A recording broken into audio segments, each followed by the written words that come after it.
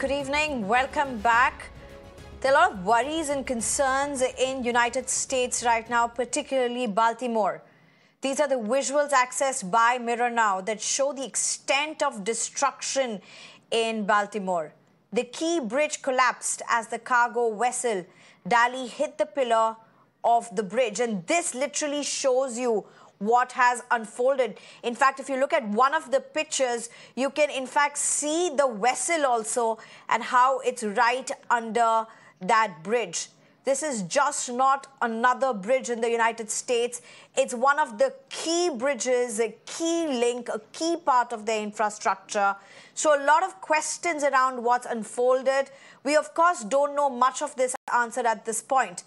Search and rescue operations are underway as we speak.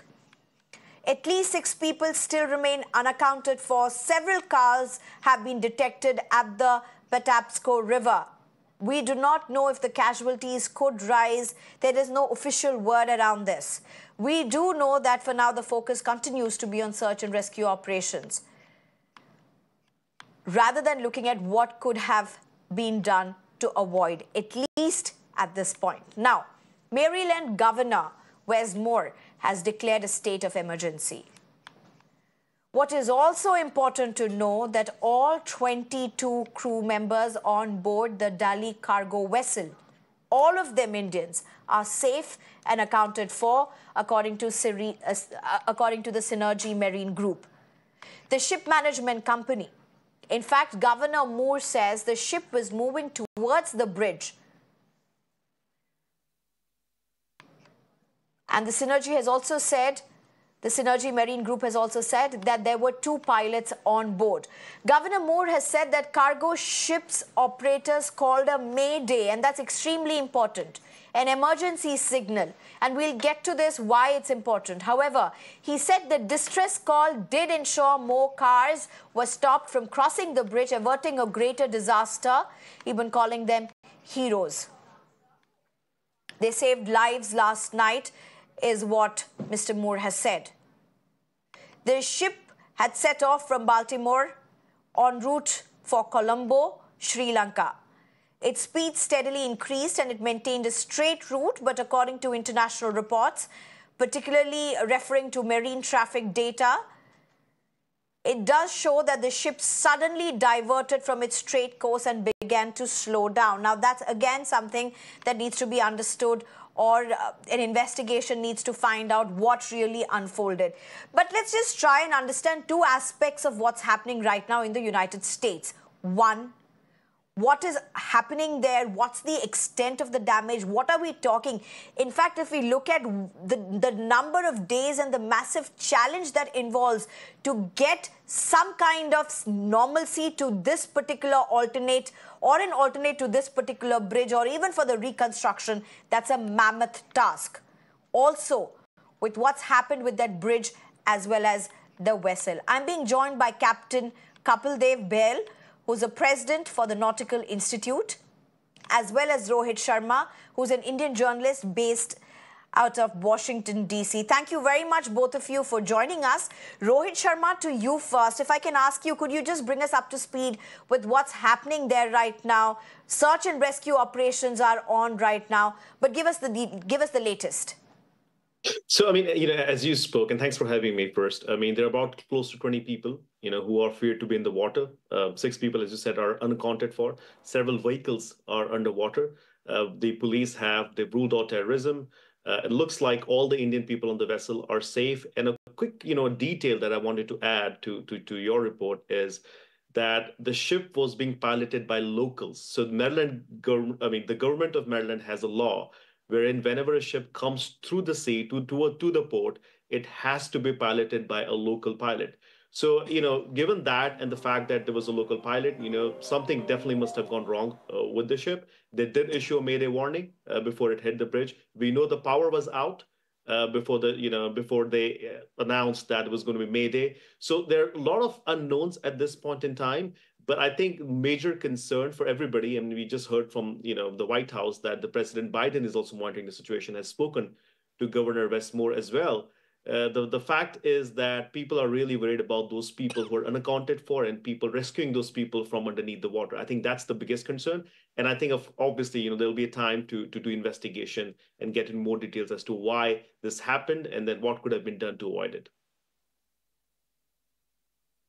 Absolutely. Rohit Sharma, thank you for joining us. Please stay on with us because we'll also try and understand just how devastating this collapse has been. What does the extent of this devastation really mean in the United States, in Baltimore particularly? But to you, Captain Kapildev Bahl first, just help us understand when the governor says that there was a Mayday signal which was given out, a distress signal that was given out, and it was important, possibly something that did save a lot of lives. How do you interpret that? How do you explain that? How important is that, Captain Kapildev?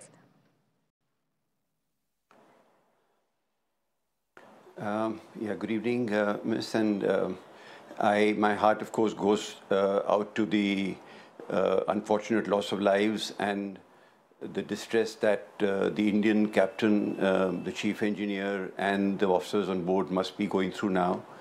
But to answer your question, there are several causes of such an incident. But if you take into account the direct question about the Mayday, effectively it signifies a loss of power. So that could lead to a loss of propulsion, a loss of steerage, or both. So that, of course, is an emergency signal. And my understanding of reports in the maritime news right now indicates that that loss of power was for about 45 seconds. But that was enough to, in fact, lead the vessel out of course and result in this massive accident. No. So before I go to Rohit Sharma, Captain Kapil, they're very important for us to understand. When you talk about loss of power for 45 seconds, could you explain to our viewers how critical this could be?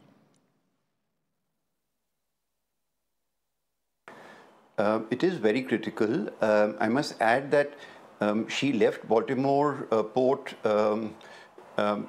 So she's a very large vessel. She's a 10,000 TEU, 100,000 ton plus vessel.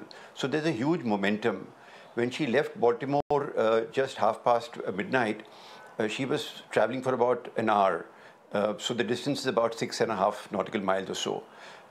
Now, in that period, she would have gathered momentum. So a loss of power for 45 seconds literally means that the ship has lost propulsion and lost steerage, and both. So propulsion effectively means that she is not able to now go astern. She has gathered momentum, like I mentioned, and in order to stop the vessel, such a huge vessel, she requires almost a nautical mile of a stern power to reduce the momentum. She would have lost that. And loss of steering means she would not be able to go port or starboard to avoid a collision. So a loss of power, effectively, if that news is correct, means that she is not able to now maneuver and get out of the way of the bridge support pillars. Right. Okay. I have more questions for you, but let me just go across to Rohit Sharma at this point. Rohit, for what's happening right now in Baltimore, could you just try and explain to us what the road ahead looks like? Of course, rescue and relief operations right now, full swing going on even as we speak. But that apart, even for those, that are the unaccounted fears that remain, just how big an infrastructure collapse is this for somebody who is not familiar with this key bridge? So that's a very good question, actually. So this bridge connects, it comes from 695, right? It's one of the main highways off of Baltimore, and it connects Sparrows Point to Hawkins Point, right? I mean, so it's a very, very important route. It connects two of the most important parts of the city of Baltimore. So that's going to be out of the equation right now, right? Until this bridge is built, the traffic will have to be rerouted. People will obviously have to find other ways to get to Sparrows from Hawkins and Hawkins to Sparrows. That's number one. The other thing is, I think this probably goes back to what President Biden has been trying to do. He passed the big infrastructure bill last year. And one of the key points was to identify certain areas, right, certain bridges and roads which could be improved on. This bridge has been here since I think probably around the last 100 years or so. So could they have looked at it? Was there a better way to do this? I mean, so there would be a lot of questions asked about that as well.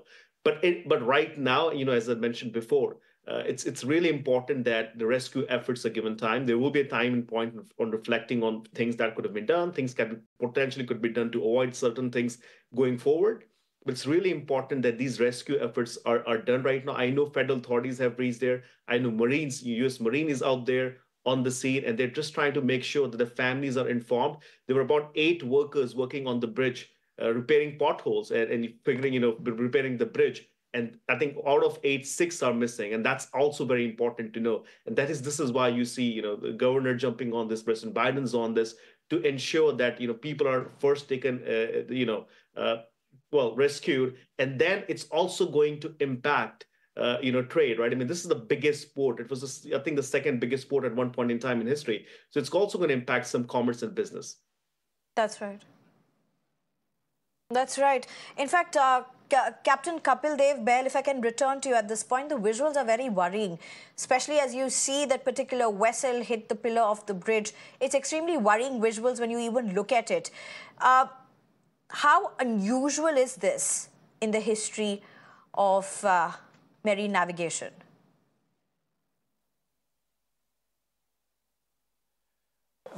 It is very unusual. There are not many incidents of vessel hitting such bridges, although it's not unheard of. Especially in USA, it hasn't happened for several decades.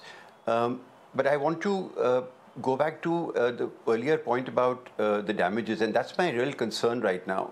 See, the bridge is about, say, 45 years old, and at that time, whatever the cost was, say $100, $200 million, it's probably billions of dollars now. But more than the property, I'm looking at the other liability aspects. For example, there are 40 or 50 ships stuck in port right now. They will not be able to move out. Ships that are on way to Baltimore to load and discharge containers, they will not be able to come in. This bridge, where it is located, I fear that there may be underwater electric cables, telecommunication lines, gas lines, if they are there, they could be damaged. There's a huge potential liability I'm looking at, not just the visible bridge itself. And then you take on board, then you take into effect the damages to the ship itself, the damages to the containers, the loss of life. So I'm afraid this is a very huge claim, not just a question of disrupting traffic, but even otherwise, it's a huge liability. That's right. In fact, before I go to Rohit Sharma, Captn Kapildev, there are 22 crew members on that vessel. All of them are Indians. They are safe. They are accounted for at this point. But it will be very challenging circumstances for them right now. Very, very challenging, Miss. And I can tell you that they would be going through a very distressing condition because the master is liable. As you very rightly mentioned, there were 2 licensed Maryland pilots on board. But the law is very clear, and if I may spend a couple of seconds to explain how the law evolved. Earlier on in the Merchant Shipping Act, 1894 or so, effectively, when there was a compulsory pilot on board, it was the pilot's responsibility because the pilot was licensed by the port, and he was the professional who was supposed to guide the vessel safely out of the harbor and into the harbor. Effectively, then the evolution of these laws happened, and when the new Act, UK Pilotage Act was signed in 1913, this liability was shifted and then further, enacted in 2000. Yeah, so at that point, the entire liability shifted to the master. So my concern now is, going back to what I was saying, I'm very concerned because A, the master and chief engineer will be held liable if facts are as it is being shown in the newspapers. Number one. Number two, I can see that they would be detained there, the ship will be detained, and the crew will be going through a very distressing moment because this is a huge claim. So I cannot foresee a situation where the master and chief engineer and the officers would be let off lightly. But having said all that, there are certain things in my mind that could have been done. So for example, when we know that such a large vessel, which has such a huge potential for damage, and she's moving out of harbor fully loaded, perhaps it would have been wiser to put tugs and support vessels, to the vessel when she's moving out. I do not know whether that was done or not. I don't want to blame the port or the pilots, but in a situation like this, in tricky, narrow, congested, navigable waters, it would be prudent to have tugboats standing by and secured, so that in case something like this happens, there's a loss of power. It's a mechanized, engine, which anything can go wrong. The tugs would be there to pull the vessel out of danger. So that was not done, and especially considering that it was nighttime, when things are, the visibility is poorer. This could have been definitely, and I can see going forward, some sort of recommendation will come up in this accident. Right. Thank you very much for putting this in perspective. Rohit Sharma, a minute to you. Last question to you as well, Rohit Sharma. It's a sense that we get as we are listening to authorities and officials speak in US.